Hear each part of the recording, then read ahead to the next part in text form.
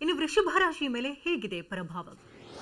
ವೃಷಭ ರಾಶಿಗೆ 6ನೇ ಮನೆಯಲ್ಲಿ ನಡೀತಾ ಇರುವಂತಹ ಗ್ರಹಣ, ಅದು ಪಂಚಮಾಧಿಪತಿ ಜೊತೆಗೆ ಗ್ರಹಣ ನಡೀತಾ ಇರೋದರಿಂದಾಗಿ ಸ್ವಲ್ಪ ಈ ವಿದ್ಯಾಭ್ಯಾಸದ ವಿಷಯದಲ್ಲಿ ವಿದ್ಯಾರ್ಥಿಗಳಿಗೆ ತುಂಬ ಕನ್ಫ್ಯೂಸ್ ಆಗುವಂಥದ್ದು ಅಥವಾ ಓದಿದ್ದು ತಲೆಗೆ ಹತ್ತದೇ ಹೋಗುವಂಥದ್ದು, ಇದರಿಂದಾಗಿ ಸ್ವಲ್ಪ ಮಾನಸಿಕ ಸ್ಥಿತಿ ಕುಗ್ಗುವಂತಹ ಸಾಧ್ಯತೆಗಳು ಸ್ವಲ್ಪ ಅಧಿಕವಾಗಿದೆ.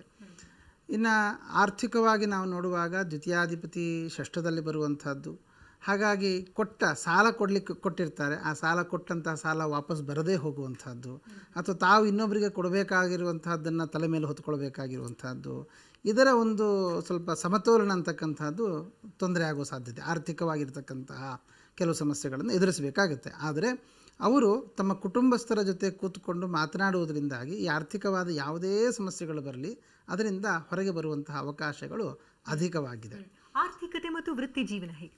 ಈ ವೃತ್ತಿಪರವಾಗಿರ್ತಕ್ಕಂತಹ ಸಮಸ್ಯೆಗಳಿಗೆ ಅಂದರೆ ಈ ಕರ್ಮಾಧಿಪತಿಯಾದ ಶನಿ ಅವನು ಲಾಭದಲ್ಲಿರೋದ್ರಿಂದಾಗಿ ವೃತ್ತಿಪರತಃ ಲಾಭ ಆಗುತ್ತೆ.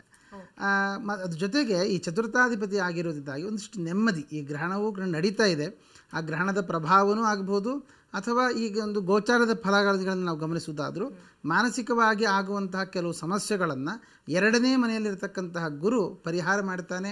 ಜೊತೆಗೆ ಒಂದು ಕೆಲಸದಲ್ಲಿ ಪ್ರಮೋಷನ್ ಬರುವಂತಹದ್ದು ತಡೆಯಾಗಿತ್ತು ಅಂತ ಆದರೆ ಆ ಪ್ರಮೋಷನ್ ಬರುವಂತಹ ಸಾಧ್ಯತೆಗಳು ಕೂಡ ಈ ರಾಶಿಯವರಿಗೆ ಇದೆ. ಆರೋಗ್ಯ ಹೇಗಿರುತ್ತೆ?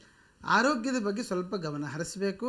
6ನೇ ಮನೆಯಲ್ಲಿ ಕುಜನ ಒಂದು ಯೋಗ, ಅವನು ರಕ್ತಕಾರಕನಾಗಿರೋದ್ರಿಂದಾಗಿ ಬ್ಲಡ್ ಸರ್ಕ್ಯುಲೇಷನ್ ಸರಿಯಾಗಿ ಆಗದೆ ಹೋಗುವಂಥದ್ದು ಅಥವಾ BP ಶುಗರ್ ಇತ್ಯಾದಿಗಳು ಹೆಚ್ಚಾಗುವಂಥದ್ದು, ಅದು ಕಂಟ್ರೋಲ್ ತಪ್ಪುವಂತಹ ಸಾಧ್ಯತೆಗಳು ಅಧಿಕವಾಗಿದೆ. ಪರಿಹಾರ ಏನು?